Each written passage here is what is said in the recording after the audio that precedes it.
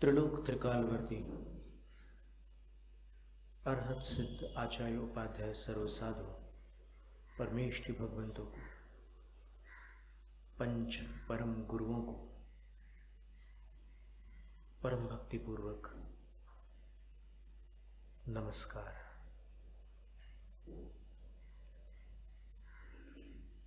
कथानायक शला का पुरुष शिरोमणि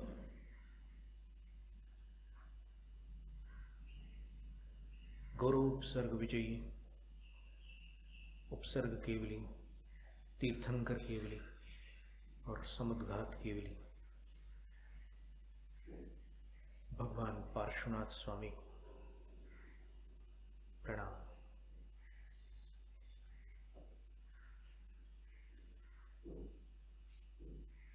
वृषभ देव को आदि लेकर 22वें तीर्थंकर अरिष्ट नेमी भगवान को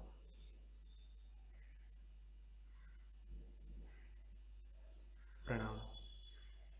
अंतिम तीर्थंकर वर्तमान धर्म तीर्थ शासन नायक वर्धमान महावीर स्वामी को प्रणाम। द्वादशांग शुद्ध देवता स्वरूपा भगवती जिनवाणी सरस्वती देवी माता को भावपूर्ण वंदन। पूर्व शताब्दी के धर्म धुरंधराचार्य परम श्रद्धेय चारित्र चक्रवर्ती ज्ञानी ध्यानी तपस्वी पूजनीय शांति सागर मुनिराज को नमोस्तु। दीक्षा शिक्षा गुरु आचार्य विद्यासागर महाराज को नमस्ते।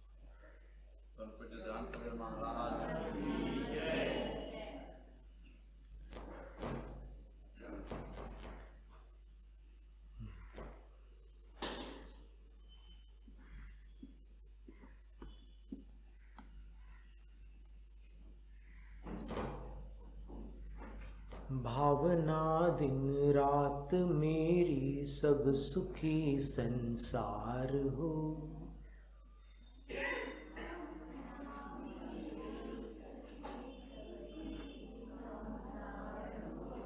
सत्य संयम शील का व्यवहार घर घर बार हो।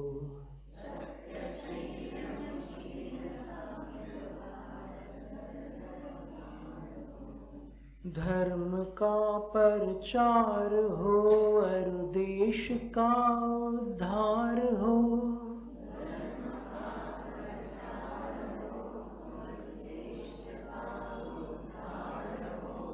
और ये उजड़ा हुआ भारत चमन गुलजार हो।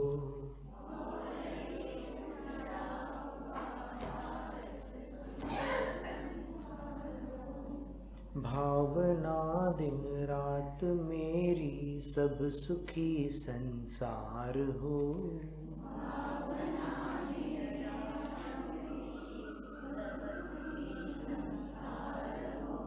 सत्य संयम शील का व्यवहार हर घर बार हो।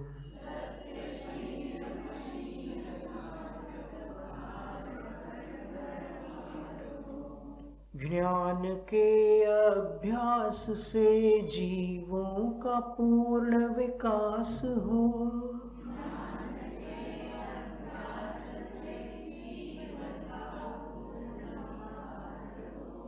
धर्म के प्रचार से हिंसा का जग में ह्रास हो।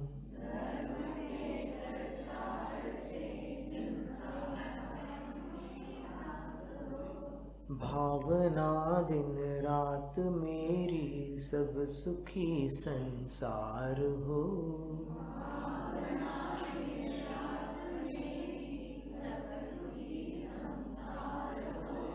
सत्य संयम शील का व्यवहार हर घर बार हो।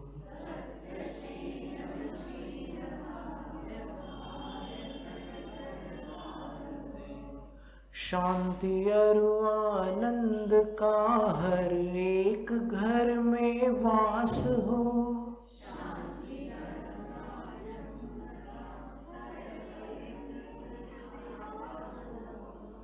वीरवाणी पर सभी संसार का विश्वास हो।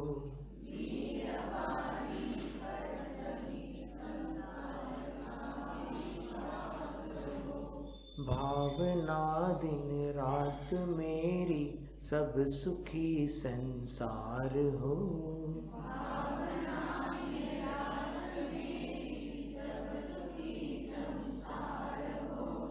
सत्य संयमशील का व्यवहार हर घर बार हो।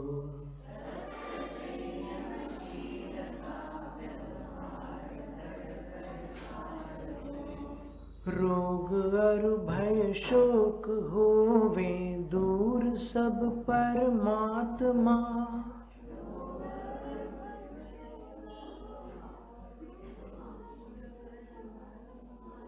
कर सके कल्याण ज्योति सब जगत की आत्मा।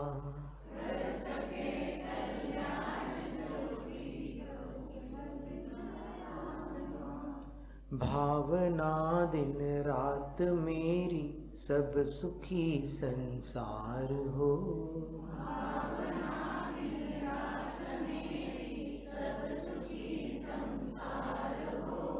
सत्य संयमशील का व्यवहार हर घर बार हो।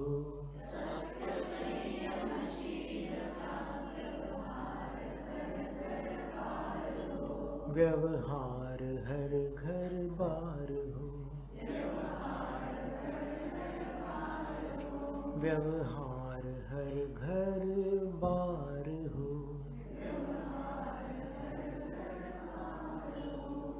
तो पूर्व सत्र में हम बता रहे थे कि बहुत सारे पार्श्वनाथ चरित्र हैं, बहुत से आचार्यों द्वारा विरचित पार्श्वनाथ भगवान की कथाएं हैं। उनमें भगवत जिनसेन आचार्य महाराज ने पार्श्वाभ्युदय नामक काव्य की रचना की है। कल जीवराज ग्रंथमाला वाले आए थे तो उन्होंने हमें एक प्रति दी थी पार्श्वाभ्युदय की। उसमें संस्कृत टीका भी थी, इंग्लिश अनुवाद भी था। तो उसके रचनाकार तो आप जान ही गए, भगवत जिनसेन आचार्य।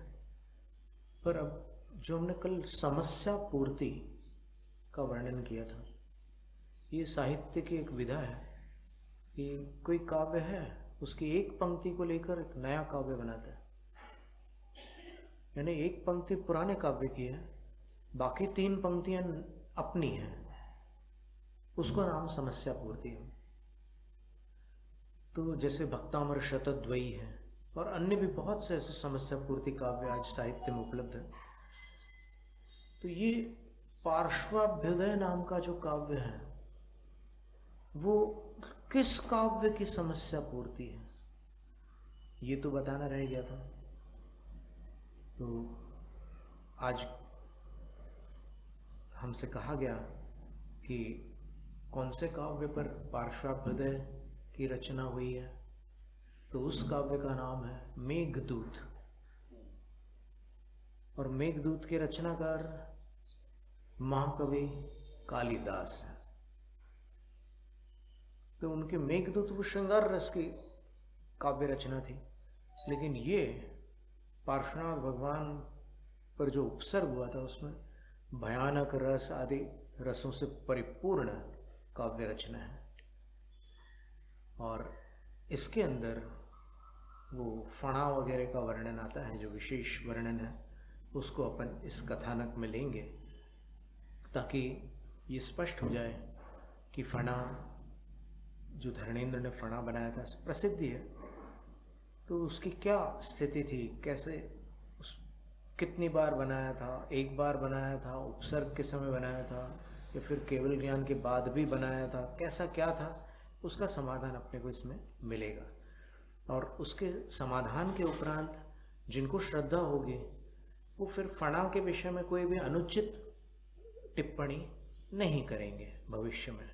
वो समझ जाएंगे कि भाई आचार्यों का ऐसा कथन है, तो फिर अपन क्यों अपनी जिह्वा को स्पंदित करें और कर्मों का अशुभ आश्रव करें।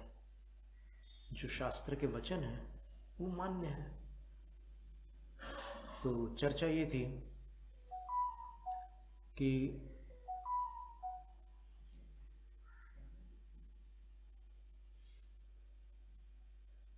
इसी जम्बू द्वीप के 7 क्षेत्रों में से जो दक्षिण समुद्र को स्पर्श करने वाला क्षेत्र है उसका नाम भरत क्षेत्र है। और भरत क्षेत्र में भी उत्तरापथ और दक्षिणापथ है। उत्तरापथ की राजधानी अयोध्या, कौशल देश की प्रधान नगरी अयोध्या है, और दक्षिणापथ में सुरम्य देश है, वहाँ की राजधानी पोधनपुर। विगत दिवस एक सज्जन ने हमें चित्र बताए थे पोधनपुर के, लेकिन वो चित्र संभवतः वहाँ के थे ना, बिजौलिया के, तो फिर वो पोधनपुर से भिन्न थे। पोधनपुर अलग है, वो बिजौलिया तो राजस्थान का स्थान है, तो वो एक अलग विषय है। खैर ठीक है। तो दक्षिणापथ की पोधनपुर नगरी में राजा अरविंद राज्य करते थे, और राजा अरविंद के जो पुरोहित थे उनका नाम विश्वभूति था, वो ब्राह्मण थे। और पुरोहित में कैसी कैसी पात्रता होती है, नीति वाक्यामृत में सोमदेव सूरी नामक आचार्य महाराज ने उसका विवरण किया। और उनकी जो श्रीमती पत्नी ब्राह्मणी जो थी उनका नाम अनुंधई था, और इनके 2 पुत्र थे, कमठ और मरुभूति। अब कमठ का विवाह वरुणा के साथ हुआ, मरुभूति का विवाह वसुंधरी के साथ हुआ। लेकिन कमठ की अपने अनुज की पत्नी के प्रति कुदृष्टि उत्पन्न हो गई, और उस आवेश में उसको पाने के लिए कमठ ने मरुभूति का वध किया। और जब मरुभूति का वध किया तो मरुभूति मलय देश की कुब्जक नामक एक स्थान पर, जो सल्लकी वन था, ये सब नाम है, स्थानों के नाम है, उस सल्लकी वन में एक हाथी के रूप में जन्म लिया उसने। मरुभूति का जीव हाथी बन गया। वो हाथी अच्छा बड़ा हाथी, जंगली हाथी था, बड़े बड़े उसके दांत थे। अंग्रेजी भाषा में उसको टस्कर बोलते हैं, TUSKER। तस्कर अलग होता है संस्कृत वाला वो हाथी था। टस्क का अर्थ उसके जो बड़े बड़े दांत होते हैं। हाथी के बहुत ही छोटे दांत होते हैं, कभी कभी दिखते भी नहीं है, कभी कभी छोटे छोटे दिखते हैं। अभी जो मूड बद्री में थे हम लोग, वहाँ से धर्मस्थल जाना हुआ। धर्मस्थल में वीरेंद्र हेगड़े जी रहते हैं, तो वहाँ पर उनके पालतू हाथी हैं। तो अभी उनकी जो हथनी है उसने एक बच्चे को जन्म दिया था। वो बच्चा क्या कहें, वो भी मादा थी, तो उसका बड़ा भारी महोत्सव मनाया उन्होंने, और उस महोत्सव में उसका जो नामकरण किया, शिवानी नाम रखा। बहुत मज़ेदार। वो बच्चा इतना चंचल और इतना उछल कूद करने वाला बच्चा है। तो उन्होंने एक जानकारी दी हाथी के बारे में, वो हम आपके सामने रखना चाहते हैं, क्योंकि हाथी की कथा आ रही है, तो फिर इस कथा में वो जानकारी आवश्यक है। कि हमने उस दिन एक चित्र दिखा था कि हाथी को यहाँ से मध झरता है, तो आँखों के पीछे वाला जो स्थान होता है इसको गंड स्थल बोलते हैं यहाँ पर। और यहाँ पर छोटा सा छिद्र जैसा होता है, और जब हाथी मदमत्त होता है तो फिर यहाँ से एक स्राव निकलता है। जैसे मनुष्यों के शरीर से पसीना आदि कई प्रकार के स्राव निकलते हैं, तो हाथी के यहाँ से मद जल स्रवित होता है, ऐसे बहता है, और उसके पूरे गाल जो होते हैं उस मद जल से मटमैले हो जाते हैं। उस मद जल को संस्कृत भाषा में गंध भी कहते हैं, गंध हस्ती यानी मदमत्त हाथी। और उस समय बाकी हाथी लोग उससे थोड़ी दूरी बना के रखते हैं, क्योंकि मदमत्त हाथी किसी के वश में नहीं होता और वो कुछ भी कर सकता है, हानि पहुंचा सकता है किसी को। आपको चित्र दिखाते हैं। उसकी आंख के पीछे थोड़े ऊपर की तरफ ये मद झरता है उसका, हाथी का। दिख रहा है स्पष्ट? नहीं तो एक दूसरा चित्र दिखाएं।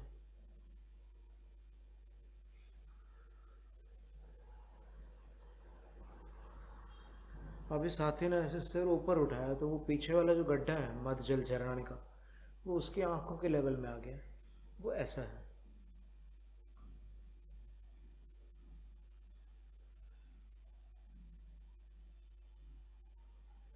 तो ऐसी स्थिति में हाथी से दूर रहना पड़ा। इसको अंग्रेजी भाषा में मस्क बोलते हैं, मस्क पीरियड।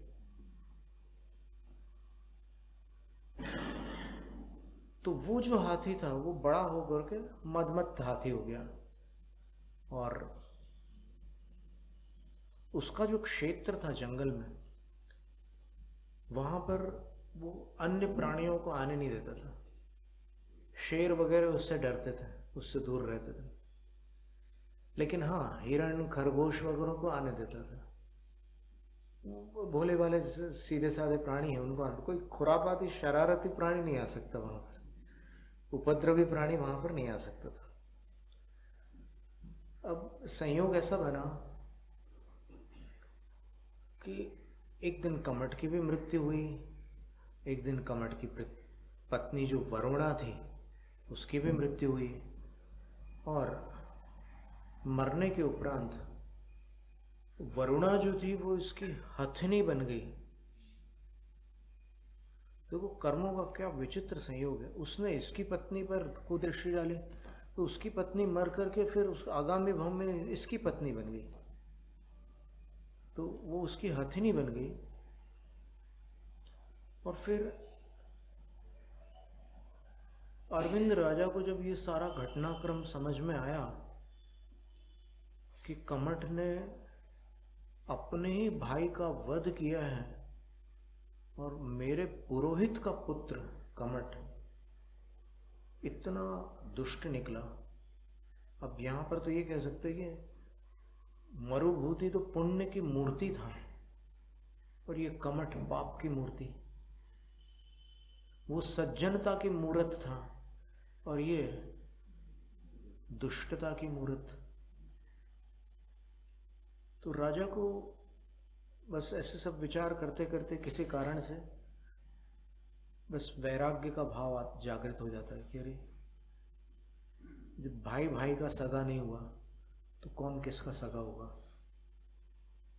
जिसको अपन सगा समझते हैं वो दगा दे जाते हैं। तो फिर ऐसे संसार में क्या हंसना। चलो अपन अब अपने आप को पवित्र बनाते हैं, तपस्या करके अपने को शुद्ध करते हैं। ऐसे भाव करके वो गुरु चरणों में जाकर दीक्षा लेते हैं और दीक्षा लेकर के फिर वो वहीं दक्षिणा पथ में भ्रमण करते करते उस मलय वन में पहुंचते हैं। मलय देश के उस सल्लकी वन में पहुंचते हैं जहाँ पर वो हाथी रहता था। उत्तर पुराण ग्रंथ में लिखा है कि अपना उस काल चर्या का जो काल होता है साधु की, नियम सार की 144वीं गाथा की टीका में आचार्य पद्मप्रभ मलधारी देव ने लिखा है कि साधु की 11 क्रियाएं होती हैं। वैसे तो 13 क्रियाएं बताई मूलाचार की, वो अलग 13 क्रियाएं हैं, लेकिन 11 क्रियाएं कुछ और होती हैं। वो 11 क्रियाएं जो होती हैं उनमें 3 त्रिकाल नियम होते हैं।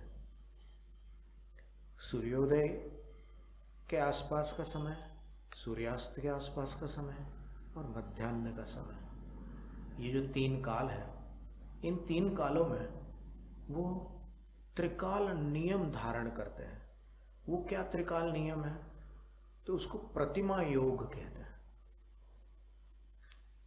उत्तर पुराण में गणभद्राचार्य महाराज ने लिखा है कि जब उनने देखा कि मध्याह्न काल हो चुका है और मेरे त्रिकाल नियम का, प्रतिमा योग का ये समय है, तो वो अरविंद मुनि महाराज उस सल्लकी वन के किसी वृक्ष के नीचे प्रतिमा योग में बैठ गए। प्रतिमा योग में या तो खड़े हो जाते हैं प्रतिमा के समान, या फिर प्रतिमा के समान बैठ जाते हैं और एक कालावधि तक बिल्कुल शांत रहते हैं, गुप्तियों में स्थित रहते, कोई प्रवृत्ति नहीं करते।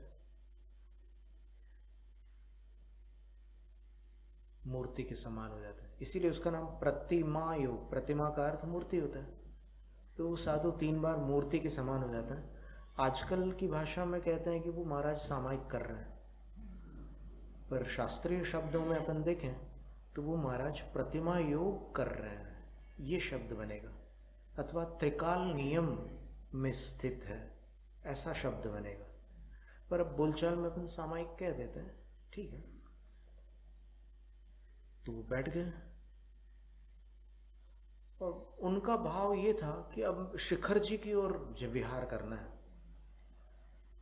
अब ये मलयगिरी कहाँ है आप पूछेंगे, मलयाचल बोलते हैं ना। कल हमने एक काव्य भी पढ़ा था, मलयाचल की शुचि शीतल वायु सुगंध समेत मिली न मिली। ये जहाँ के लोग मलयालम भाषा बोलते हैं, केरल देश, आज तो प्रांत शब्द प्रसिद्ध है, पहले उसको देश कहा जाता था। तो वहाँ से होते हुए अभी भी वहाँ पर जिनालय है, थोड़े कम है जैन, लेकिन है वहाँ पर। फिर वहाँ से विहार करके उनको शिखर जी की तरफ जाना था। तो उस हाथी को मनुष्य की गंध आती है, तो वो ऐसे सूंड को का स्पंदन करता है, सूंड ऐसे ऐसे हिलाता है और फिर ऐसे सूंघते सूंघते वो सोचता है कि मेरे क्षेत्र में कौन आ गया। मेरे क्षेत्र में तो सब आने से डरते हैं। तो फिर वो सूंघते सूंघते उस तरफ जाता है। ये जंगली जानवरों की घ्राणेन्द्रिय विशेष सामर्थ्य युक्त होती है, उसमें अधिक क्षमता होती है, क्योंकि स्वच्छ वायु में जीते हैं। कोई भी गंध आती है तो फिर तुरंत उनके नासिका में अलग से समझ में आ जाती है। उनको चीते की गंध अलग आती है, शेर की गंध अलग आती है, व्याघ्र की गंध अलग आती है, कबर बिच्छू की, मंगूस की, सब जीव जंतुओं की अलग अलग गंध होती है और प्रत्येक मनुष्य की भी अलग गंध होती है। अभी पता नहीं किसी को पता है कि नहीं, लेकिन मनुष्य की भी गंध अलग होती है। तो जो पालतू जानवर होते हैं, कुत्ते वगैरह, वो गंध से पहचान जाते हैं।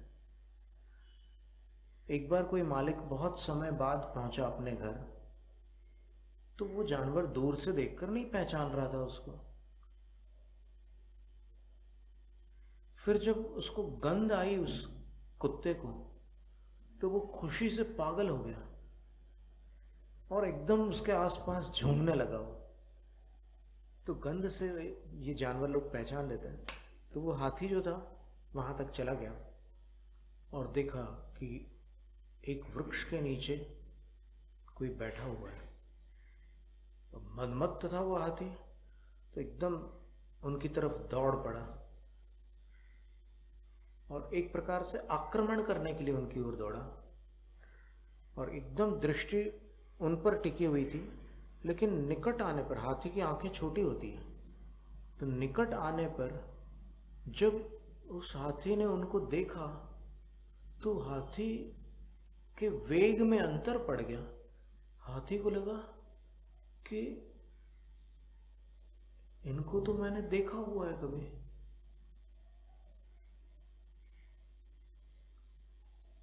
लेकिन यहां तो कभी कोई मनुष्य आया ही नहीं इस जंगल में, फिर मैंने इनको कहाँ देखा है। तो हाथी रुक गया और रुक कर उनको देखने लगा। उनके शरीर के तिल, उनके शरीर के अन्य चिन्ह आदि देख करके उनके अंगूठे को देखा और हाथी को स्मृतिक ज्ञानावरण, जो मति ज्ञानावरण कर्म का एक उत्तर भेद है, उसके क्षय उपशम से जाति स्मरण हुआ। अरे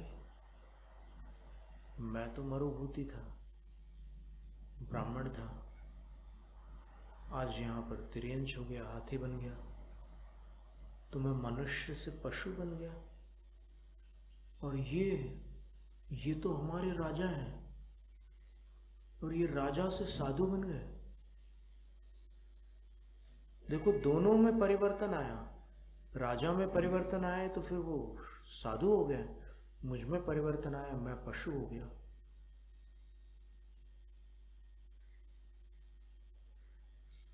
फिर वो उन मुनिराज के सामने आकर के ऐसे नीचे बैठ जाता है और बैठ करके अपनी सूंड ऐसे आगे करता है और ऐसे ऐसे भूमि पर अपनी सूंड को धीरे धीरे लगाता है, बार बार उठाता है, लगाता है। वो अपने तरीके से साधु को नमन कर रहा था। और तभी उनका प्रतिमा योग का काल पूर्ण होता है। आंखें खोलते हैं, ओम नमः सिद्धिभ्यः बोलकर प्रतिमा योग पूर्ण करते हैं और सामने देखते हैं कि कोई हाथी प्रणाम कर रहा है, आशीर्वाद देते हैं। आशीर्वाद की भी बहुत सारी श्रेणियां बताई है नीति सार, आचार सार इन ग्रंथों में, किनको क्या आशीर्वाद दिया जाता है। तो उस हाथी को हाथी के योग्य आशीर्वाद देते हैं तो वो हाथी आशीर्वाद लेकर वापस नहीं जाता। तो फिर मुनिराज को लगता है कि ये कुछ सुनना चाहता है और लगता है कि ये मुझे पहचानता है। फिर उनको समझ में आता है कि अरे ये तो मेरे पुरोहित का पुत्र है, मरकर हाथी बना है। फिर उपदेश देते हैं। उस उपदेश को सुनकर धर्म श्रवण करके हाथी को सम्यक दर्शन की प्राप्ति हो जाती है।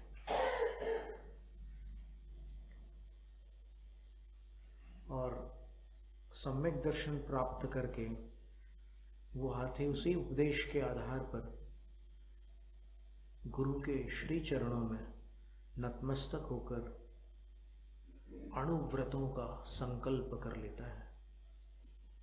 और वो हाथी जो अंतर मुहूर्त पहले मदमत्त था और मिथ्या दृष्टि था, अब सम्यक दृष्टि से भी एक सीढ़ी ऊपर संयता संयत, इसको शास्त्रीय भाषा में पंचम गुण स्थान वर्ती बन जाता है। अब मुनिराज शिखर जी के लिए निकल पड़ते हैं। हाथी संतुष्ट हो जाता है कि चलो मुझे गुरु के प्रसाद से व्रत प्राप्त हुए हैं। तो वो हाथी अब जो पत्ते नीचे गिर जाते थे तो उन गिरे हुए पत्तों को कुछ समय के पश्चात खाता था। और उनके जो झुंड के जो दूसरे हाथी थे वो कभी कोई शाखा तोड़ देते थे, कभी और कुछ करते थे। तो फिर वो स्वयं कभी भी उन शामिल नहीं होता था तोड़ फोड़ में, लेकिन जो दूसरे हाथी वो कर देते थे, उन प्रासुक पत्तों को खाता था। और जब जलपान करने जाता था तो फिर जो जल चट्टानों के आघात से नीचे पतित हो रहा है ऊपर से आकर के, ऐसे जल का पान करता था। और उपवास करता, फिर पारणा करता, फिर उपवास करता, फिर पारणा करता। ऐसे कई जीव होते हैं जो उपवास करते हैं। अभी पता नहीं आप लोगों के संपर्क में कोई ऐसा जीव आया कि नहीं, या आप कोई ऐसे जीव के संपर्क में गए कि नहीं, लेकिन हमने सुना है कि मुंबई में एक मोती नाम का कुत्ता था। उसको न जाने कैसे पता चल जाता था कि आज गुरुवार है, और वो प्रत्येक गुरुवार को उपवास करता था। बॉम्बे सेंट्रल रेलवे स्टेशन के पास में कहीं पर वो रहता था, और गुरुवार को उसको लाख मनाओ, कुछ भी खिलाओ, उसकी मनपसंद चीज भी दो, वो खाता ही नहीं था। और इधर छत्तीसगढ़ में गंगा नाम का तोता था। वो रविवार को उपवास करता था। उसको रविवार को कुछ भी आप खिलाओ, उसकी मनपसंद लाल मिर्च तोते को सबसे अधिक प्रिय होती है। भीगे हुए चने उसको बहुत पसंद होते हैं। कुछ भी आप खिला लो, वो नहीं खाता था। तो ये जानवरों के अंदर भी कोई पूर्व के संस्कार पाए जाते हैं। ये दो घटनाएं तो सत्य घटनाएं। तोते को तो हमने अपनी आंखों से देखा हुआ है, और खुद हमने कोशिश की उसको बार बार रविवार को खिलाने की, कभी नहीं खाया उसने। बचपन की बात है। तो ये हाथी भी वैसा ही हो गया। ये उपवास करता था, फिर पारणा करता था, और वहां से वो प्रासुक जल पीता था, चट्टानों से आलोड़ित अथवा प्रवाह में बहने वाला जो जल है वो प्रासुक होता है। छना हुआ भले ना हो, और छानने का उसके पास कोई साधन भी नहीं है, पर वो प्रासुक जल का पान करता था। और ऐसा करते करते उसका शरीर धीरे धीरे क्षीण होने लगा, क्योंकि लगातार उपवास पारणा, उपवास पारणा, उपवास पारणा करते करते शरीर में असर तो आता है। तो एक बार जब वो जलपान करने के लिए उसमें उतरा, तो वेगवती नाम की नदी है, उसके दह में, यानी जहां से पानी पीने के लिए जानवर लोग उतरते हैं ना, थोड़ा ऊंचा स्थान होता है आसपास का, और वहां से नीचे आकर के पानी पीते हैं जानवर लोग। तो जब वो नीचे की ओर आया तो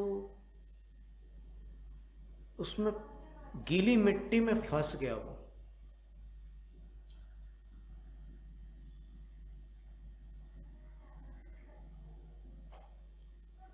अब गीली मिट्टी में बेचारा फंस गया, तो वहां से बाहर नहीं निकल पाया वो।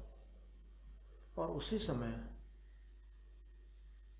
एक कुक्कुट सर्प वहां पर आया। कुक्कुट सर्प का मुख सर्प का होता है, और शरीर जो होता है कुक्कुट जैसा होता है। कुक्कुट का अर्थ है, अपन हिंदी भाषा में, उर्दू भाषा में मुर्गा बोलते हैं, और यहाँ मराठी में उसको कोमड़ा कोमड़ा बोलते हैं। अंग्रेजी में कॉक बोलते हैं, उसकी श्रीमती को हैन बोलते हैं। तो वो कुक्कुट सर्प आया वहां पर, और उसने हाथी को देखा तो उसको अपने पूर्व भाव का स्मरण आया, और हाथी कौन था ये उसको समझ में नहीं आया, बस हाथी के प्रति उसको आवेश आ गया। पूर्व संस्कार से ऐसा होता है। कई बार कुछ बच्चे एक दूसरे को देखकर मार पीट करने लग जाते हैं, बिना मतलब के बाल खींचते हैं और मुक्के मारते, लाते घूसे मारते हैं, बिना मतलब के। और कुछ बच्चे एकदम दोस्त हो जाते हैं एक दूसरे से मिलकर के। पहली मुलाकात में एक बेस्ट फ्रेंड्स हो जाते हैं। तो ये सब उस जन्म से संबंधित रहता है। तो उसने कुक्कुट सर्प ने, वो कमट का जीव था, उसने हाथी के मर्मस्थल पर डंक मारा। और मर्मस्थल दोनों आंखों के बीच का स्थान होता है। ऐसे अपने शरीर में भी बहुत सारे मर्मस्थल होते हैं। तो हाथी का जो मर्मस्थल है वो दोनों आंखों के बीच का स्थान है। गंडस्थल बाजू में होता है, जहाँ से अभी मध झरने की बात आई थी ना, वो गंडस्थल था, ये मर्मस्थल था। तो यहाँ पर आकर के वो एकदम आया और उसने डंक मार दिया बिल्कुल। तो उसका हाथी का शरीर विष से व्याप्त हो गया, वो उस दलदल से बाहर भी नहीं निकल पाया। और वहीं हाथी का प्राणांत हुआ। और प्राणांत के समय उसने गुरु महाराज का स्मरण किया कि गुरुवर, मैं प्रासुक जल पीने उतरा था, मैं अणुव्रती हूँ, आपके अणुव्रतों को मैं पाल रहा था, पर आज कीचड़ में फंस गया, पानी नहीं पी सका, और इसी बीच ये मेरे ऊपर उपसर्ग हो गया। मैं सबको क्षमा करता हूँ और आपके चरणों में नमस्कार करता हूँ। उस हाथी ने ऐसे सूंड को उठाया और अंतिम नमस्कार करके उसने अपनी काया को विसर्जित कर दिया। उस हाथी का, जिसका नाम वज्रघोष था,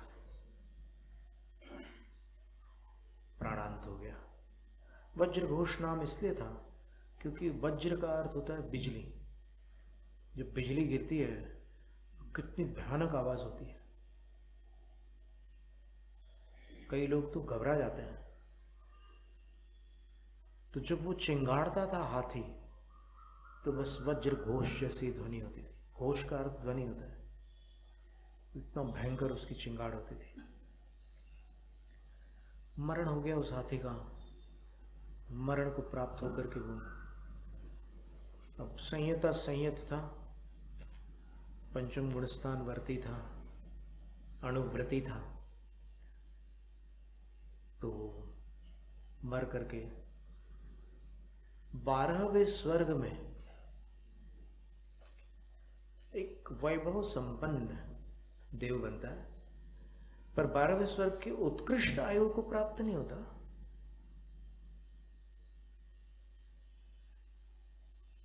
12वें स्वर्ग में वैसे उत्कृष्ट आयु 18 सागर होती है, लेकिन ये 16 सागर की आयु वाला देव बनता है।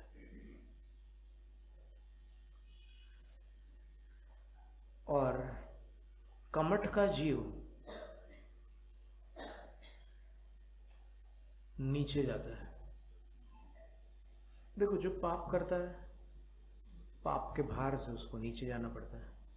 जो पुण्य करता है, पुण्य के प्रभाव से ऊर्ध्वगामी होता है, नीचे चला जाता है। तो नीचे कहाँ जाता है?